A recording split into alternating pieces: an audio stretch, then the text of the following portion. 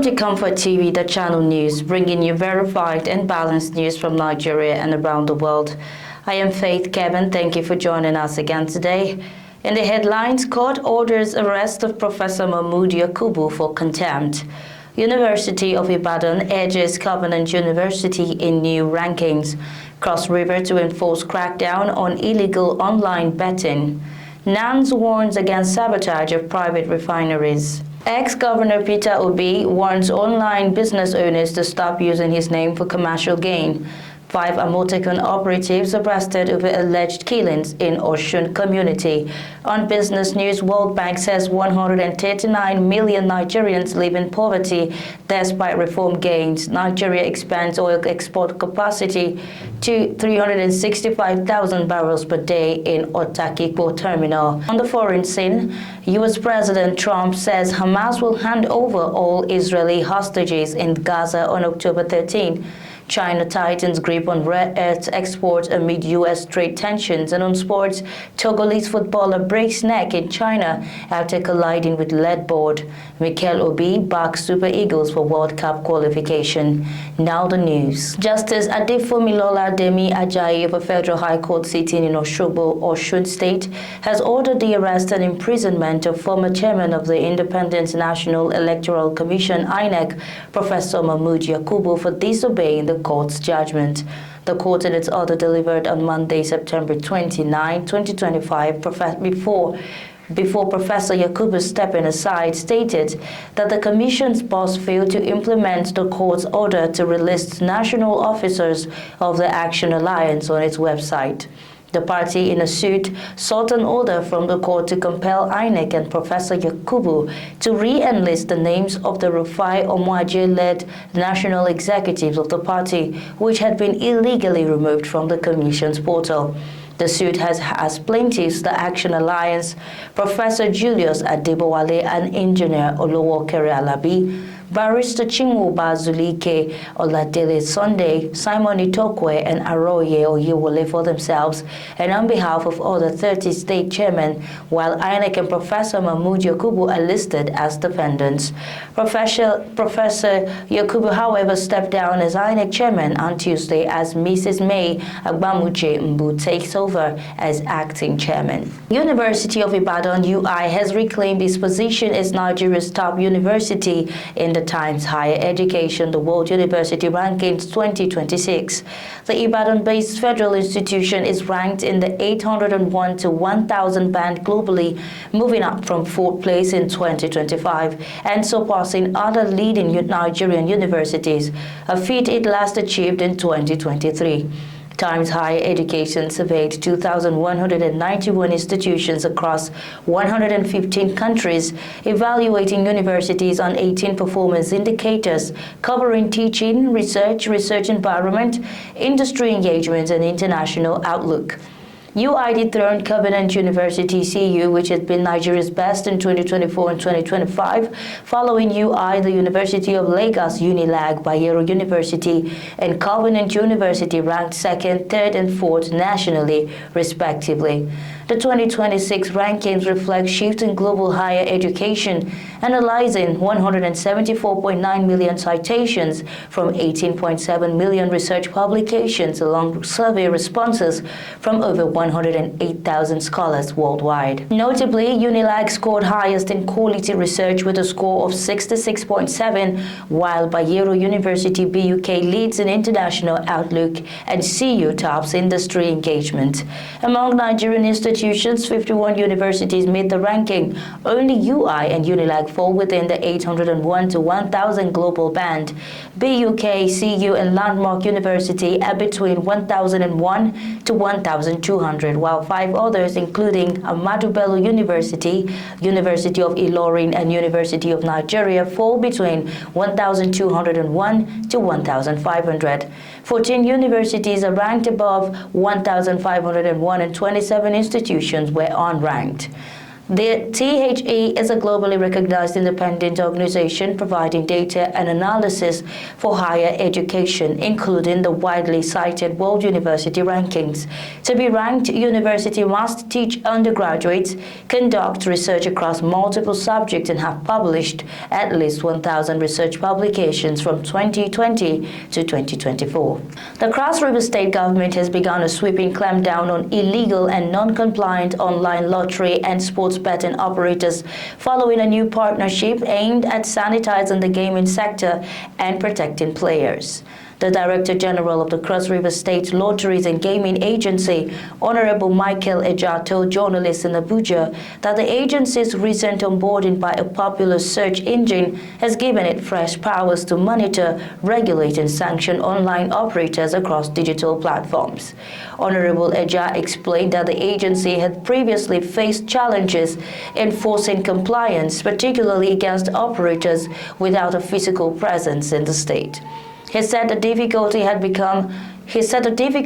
been overcome following the passage and signing of the Cross River State Lotteries and Gaming Agency Law 2025, which now provides a legal framework for collaboration with digital platforms.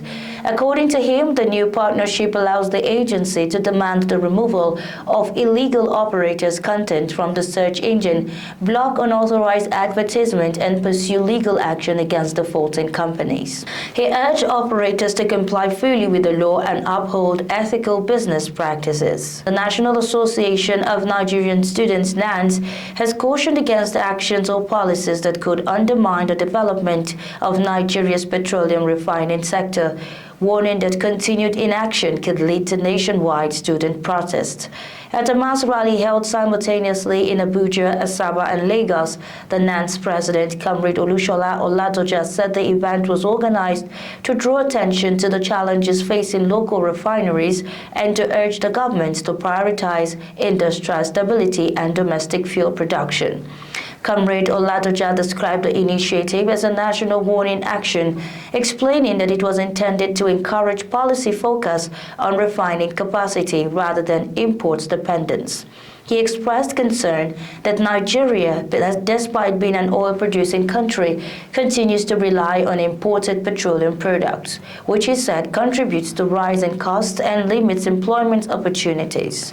The NANS leader said the current phase of economic reform had made refinery revitalization a matter of necessity, noting that industrial protection and transparent policies were crucial to achieving energy security. He called on the federal government and relevant stakeholders to ensure fair access to crude oil for both public and private refineries and to create a stable environment that supports sustainable operations in the sector.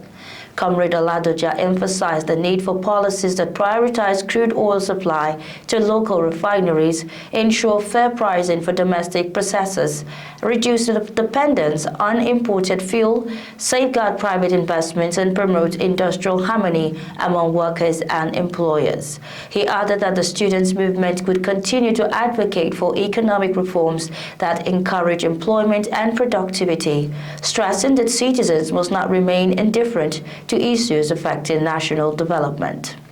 Former president, candidate and Labour Party leader Mr. Peter Obi has warned individuals and groups using his name and image to promote online businesses and commercial ventures.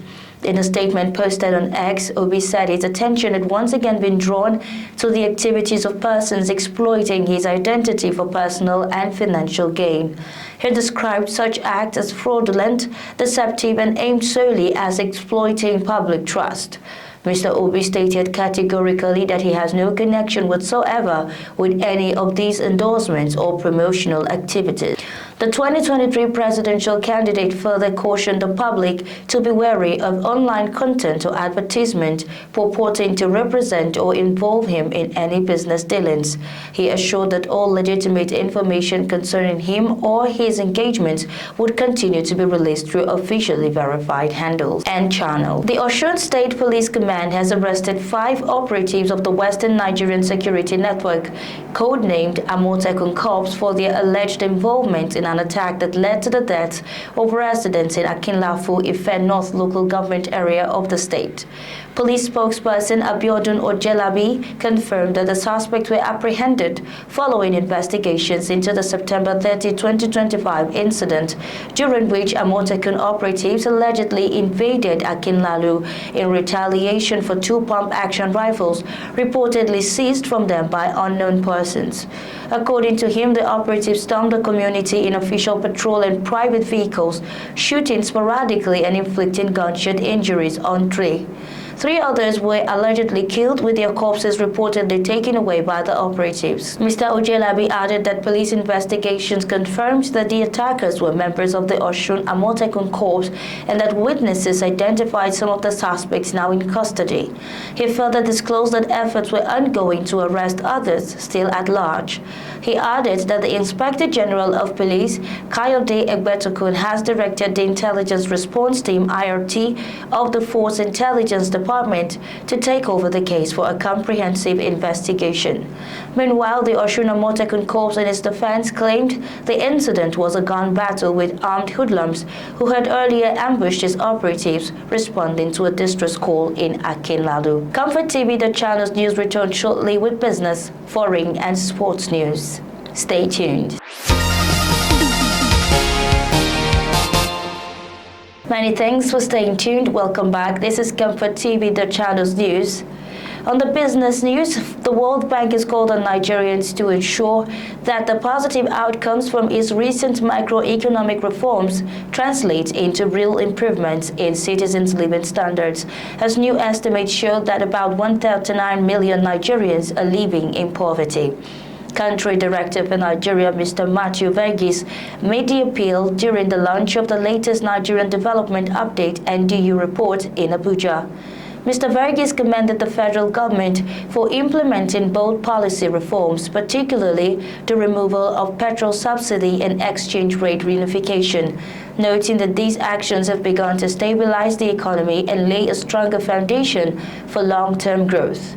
According to him, the effects of these measures are becoming evident in improved revenues, stabilizing foreign exchange markets, growing reserves, and a gradual decline in inflation.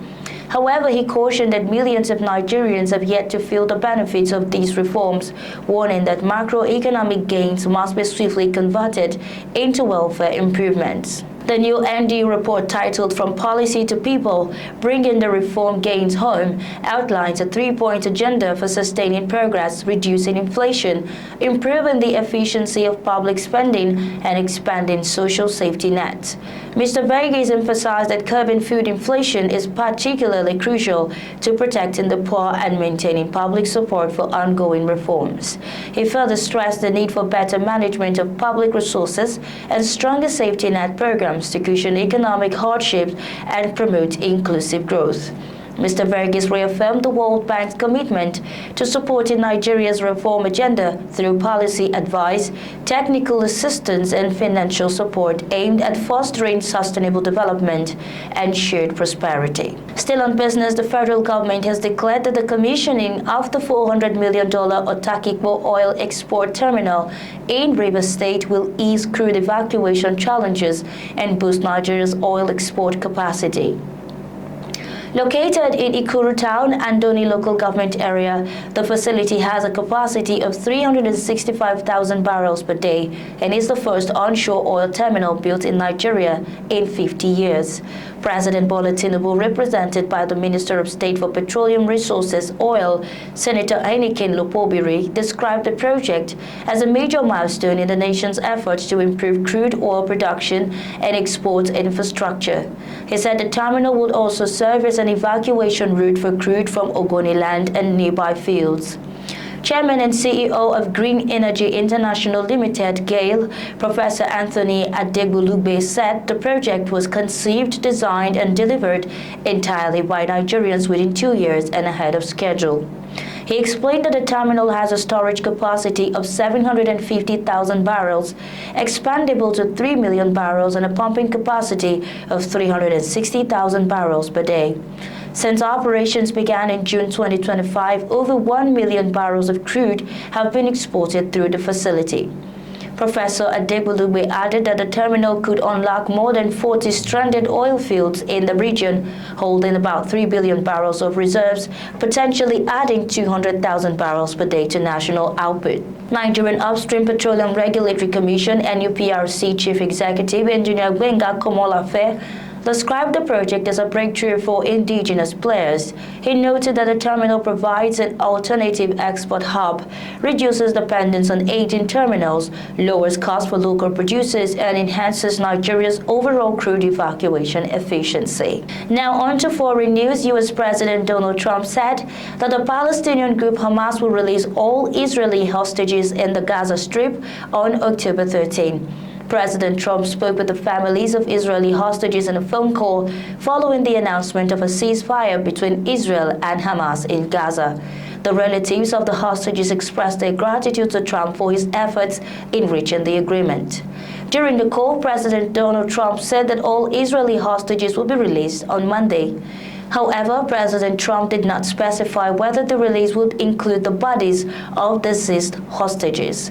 President Trump earlier announced that Israel and Hamas had signed off on the first phase of a U.S. proposed Gaza deal. The 20-point plan, first announced on September 29, includes the release of all Israeli captives in exchange for Palestinian prisoners, a ceasefire, the disarmament of Hamas, and the rebuilding of Gaza. Since October 2003, Israeli attacks have killed nearly 67,200 Palestinians in the enclave, most of them women and children. The relentless bombardment has left Gaza largely uninhabitable, leading to widespread starvation and disease. Still on the foreign scene, China unveiled sweeping new restrictions on overseas exports of rare earths to include goods produced abroad, strengthening its dominance in the critical minerals supply chain amid an already fraught trade dispute with Washington. The new regulation by China's Ministry of Commerce clarifies and expands sweeping curbs, first announced in April, causing massive shortages around the world before a series of deals with Europe and US resumed shipments. China is for the first time creating its own version of the U.S. Foreign Direct Product Rule, which Washington has used to curb semiconductor exports to China from third countries. Under the new rules, overseas exporters of items that contain even a trace amount of rare earth sourced from China or manufactured using its rare earth extraction or refining technology will need to get an export license from the country's Ministry of Commerce. The new requirements are to safeguard national security and interests as well as to prevent misuse of rare earth materials in military and other sensitive sectors. The Commerce Ministry said it had identified overseas companies that had seriously threatened China's security by passing Chinese origin rare earth materials and technologies to others for military purposes. Rare earths are vital materials and products from electric vehicles to aircraft engines and military radars. They have emerged as a major sticking point in crucial trade negotiations between China and the U.S. to ease tensions after Donald Trump imposed record tariffs on Beijing.